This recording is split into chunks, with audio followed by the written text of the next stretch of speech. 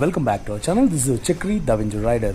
ఈరోజు Tuesday evening start అవుతున్నాను. ఎన్ని గంటలకు అనేది మొత్తం మొబైల్లో చూపిస్తాను.